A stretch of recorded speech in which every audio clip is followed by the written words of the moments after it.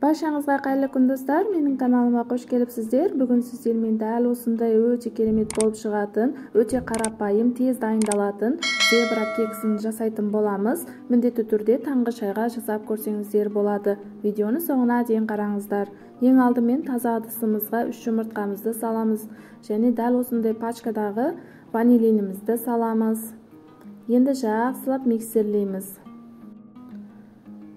Ал енді шекерімізді аз-аздан салып, тағы миксерлейтін боламыз.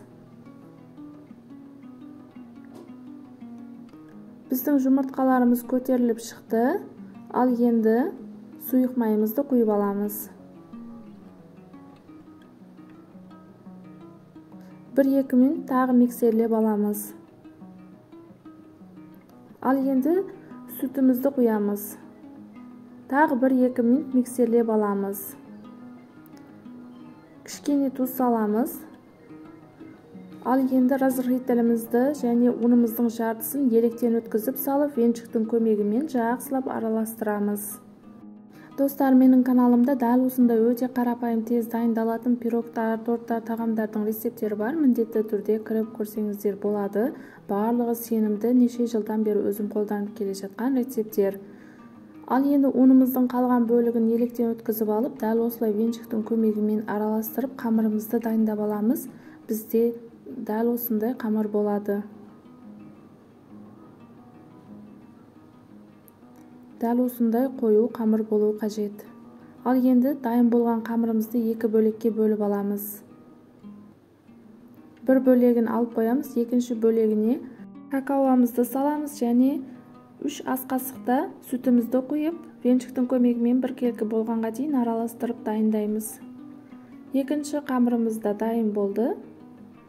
Ал енді ыдысымызға жақсылап сары майды сүртіп аламыз. Мен барлық жеріне тигізіп сары май сүртіп алдым.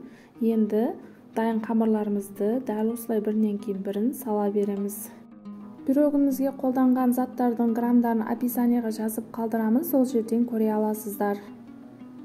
Дәл осындай видеода көрсетілгендей етіп, қамырларымыздың барлығын құйып алатын боламыз.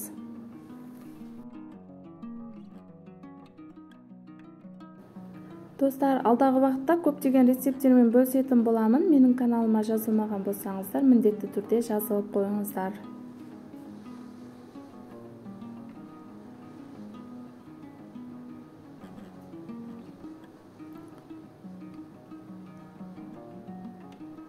Қамырларымыздың барлығын формамызға салып дайындап алдық. Ал енді дәл осындай ағаш пашканың көмегімен видеода көрсетілгендей етіп жүргізіп шығамыз.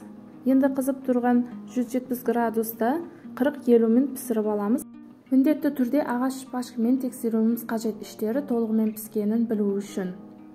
Формасынан да өте тез көшіп шығады және үстіне дәл осындай сахарная пудраны әсемдік үшін сеуіп қойдым. Біздің зебра кексімізде дайын болды. Көріп тұрғаныңыздай дәл осындай өте көтеріліп шығады және іштері жұмсақ болып, сочный болып шығады.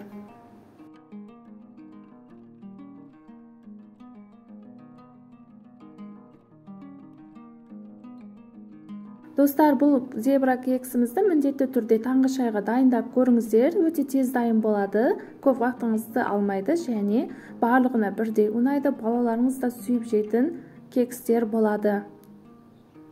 Іштері де дәл осындай болып шығады. Достар, сіздерге осы видеом ұнаған болса, менің каналыма жазылып алыңыздар және комментарийға өз пікірлеріңізді жазып қалдырыңыздар. Дәл осы видеоның төбесінде Instagram парақшамды қалдыратын боламын. Міндетті түрде менің Instagram парақшама да тіркеліп қоюды ұмытпаңыздар. Мен ең алдымен рецептерімді Instagram парақшама салатын боламын. Сол жерден менің жаңадан шығатын видеоларымды біліп отыратын боласыздар.